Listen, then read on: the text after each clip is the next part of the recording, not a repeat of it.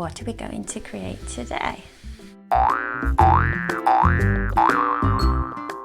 Hi guys, and welcome to Lindsay's art classes.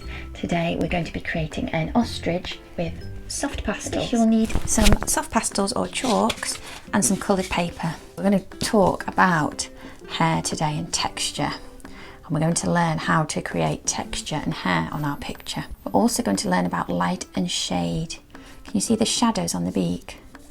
Okay, we're going to create lots of shadows and light to make our beak and our eyes 3D. We're going to learn about blending as well and abstract colour, so you can have any ostrich in any colour you like. You could have a blue ostrich, you could have a pink ostrich, you could have a purple ostrich like me. Anything you choose, so try and make it unique and make it your own. Okay, you can also change the background colour as well. Now we're going to start with a white chalk. So I'm going to use white because it's the lightest colour, and you can go over it with any other colour if you make mistakes, it doesn't matter. So what we're going to do is first of all turn our paper like so. Okay, because I've got him on a bit of an angle, but it's easier to draw him when he's straight. So I've just turned my paper at a bit of an angle. And what we're going to do is quite high up. I want to give him a bit of a long neck here, so his beak can go about there. Now I'm going to draw a smile, which is a bit like a wiggly worm. It goes up and under, and then back up again. Okay, we'll go up the hill, down the hill, back up the hill. We're then going to draw the top of the beak. Okay, so we go over just to here where it starts to dip. See where it starts to dip? And then I'm going to go back over. So we go over, you're doing the opposite really, and then curve it round. Okay, now we're going to go underneath and do the bottom part of the bottom beak. Follow that line, try and keep it as even as you can, and that joins up to there. It's a bit like a slug or something at the moment. The eyes go just where these dips are, and it will actually start to look like a frog in a minute. It'll be a great way to draw a frog. And you see that? You see the frog? Okay, so I'll do that in one of my other lessons. Okay, so we've got the two eyes now. Okay, now what we're going to do is start to shade our eyes and our mouth. Okay, let's start with the mouth first. So white at the top, because the light hits the top of the beak. So light at the top, and then just soften that with a circle motion with your finger. Like so. Round we go. And then underneath as well, I'm going to put a little bit of light just catching the bottom part of the beak, like it's smiling, and around the edges too. Okay, we're then going to choose a medium yellow. Okay, we've gone white, we're going to go medium yellow, then we're going to go dark yellow or orange if you have it. So I've chosen this goldy yellow. I'm only doing the middle section because that's going to be darker, this section. Light, medium, then dark. Okay, and then mix those two just to soften that line so it becomes less of a stripe. It becomes nice and soft and it mixes in with that yellow. Okay, if you need to add more white, it's disappeared too much, just go back over. There we go. Easy peasy. And then we're going to keep going with our medium yellow. Okay. Or if you did this with a abstract colour, you could have a different colour beak. You could have a green beak, but you'd still do the same principle. You'd go light green or white, then medium green, then dark. You've got that variation, that different tonal value. Okay, I need to make the next one darker, so I'm going to use orange because your yellow, orange, sorry, has a yellow in it. Okay. So it's almost as if I'd added more red. It's gone from yellow to orange. There we go. It's starting to look a bit 3D. The shade underneath the lip Or the bottom beak, it looks like a lip, but obviously it's not a lip. Oh, we shade underneath there. Blow that away. Okay. Now I'm going to take some black. I've actually got a charcoal stick, but you could use black chalk, or you could use a, oops, a daisy. You could use a pastel pencil. Be careful to go on nice and lightly, or they snap. There we go. Now back over. Now you just want to go along the line. Okay. So you can really see that mouth now. And we'll just make sure we've gone all the way up to the up to the lip. That looks very funny at the moment. But it will all come together. Right, so yellow now. We're going to draw a circle. Turn our eyes nice and bright yellow. Okay, because I don't really want white eyes. I just did that, used white for the outline. Now I'm happy with it. I can colour it in. There we go, we've got an eye. I'm leaving a space for the pupil. So I'm leaving a circle in the middle. And there we go. He's got googly eyes. I'll try and match them up as best you can. It's sometimes easier to turn your picture upside down, and you'll look at it with fresh eyes and you'll be able to see where you've gone wrong. Okay, if you have gone wrong. There we go. Now the centre of the eye, we have a pupil, so that is black. So try and draw a nice circle in some black if you can. Do it very carefully. And don't smudge this one. Just tap it or blow it away. It's actually usually better to tap, but I've stuck my paper down. You tap it rather than blowing. It's a bit better on your, does make you cough then. Okay, so you can just take it and tap your paper like that.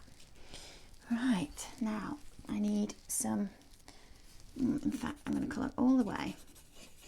I'm going to put the light on the side of his pupil. So give yourself a bit of a white circle, just like that. Because we all have reflections in our eyes.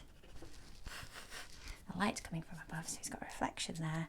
And then the trickiest bit, so you just got to take your time with this bit, is to just follow the eye round with your black charcoal and sweep over with your finger. Just softens that black line, makes him look a bit less scary. Ooh, there we go. Done. Okay. Now if you want, you could pop some shadow underneath your eye. I like to put a bit of orange on mine. Oh, he's got a bit of colour in his eyes. And that makes them less flat. You can even add little bits of light on there. Okay, how's that looking? What do you think? Well, it's okay, so the top part we're going to draw, and we're just going to draw the way the hair would grow. So if the hair's growing left, or blowing in the wind left, we draw with a left hand curve. If it's blowing straight up, we go straight up. Okay? If it's curving around that eye, you're going to curve around that way. Okay? Now he has quite a lot of hair. They have quite a lot of hair in the centre. You can make yours however you like. I like to just curve out.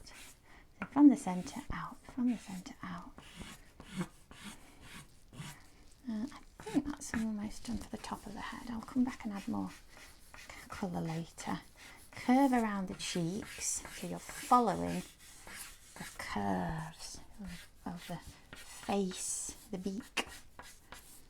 Okay, and as they get further down, they start to curve inwards and start to go straight down. There we go. On the neck, you draw in layers. You draw stripes, pointing to the right, pointing to the left on this side, straight down in the middle, and then to the right, to the left, straight down, and then to the right. Ooh, he's got a very long neck.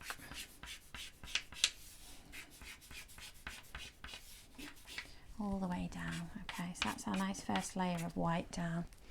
Right, we need to pop some shadows in here now. Okay, so lots of shadows around the eyes and under the beak. So you take your darkest colour, I'm going with purple, and you go carefully under the eyes. I'm using the pastel on the side, on its side. It makes it a bit easier. And we go all the way around, all the way around. Doop-a-doop-a-doo. And carefully around his eyes. Very careful. There we go. And all we're going to do is just pull it into our white.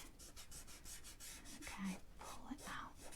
So you're just softening that. Don't worry if you go over on the other lines, because we will go back over. Got a lot of hair to add. So I'm pulling it into the hair. It disappears. Here comes the shadow.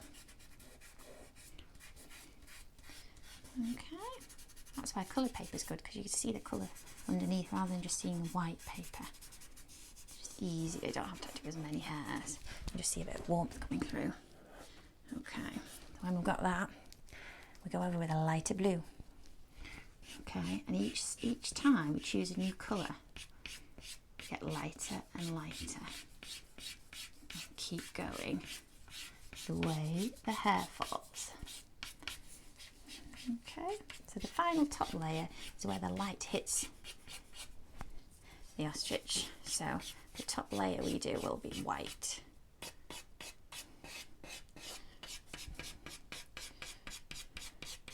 Okay, I think that's quite good for now. And then you can soften it a little bit. You don't soften too much. They stand out too much. There we go. And then we can start going all over now. So I'm going to go back and do some darks on here. Keep going in stripes. And then in this line. And then I go back down. And all you're doing is building up layers and layers of lines. But you need to make sure the edges and the tips are very white, where the light would hit. It starts to come to life.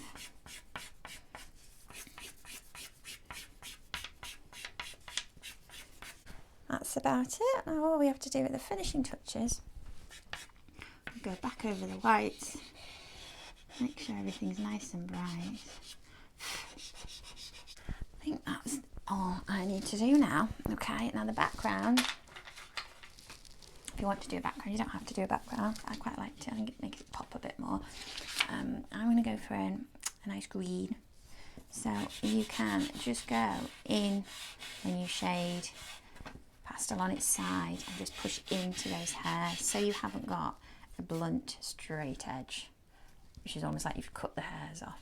Instead you want to create this jagged edge, so just like that, like a seesaw, going forward, backwards, forward, backwards, forward, backwards, and then you can soften it near it like that with your finger. We can come back and add a few extra little bits, little edges for those hairs later.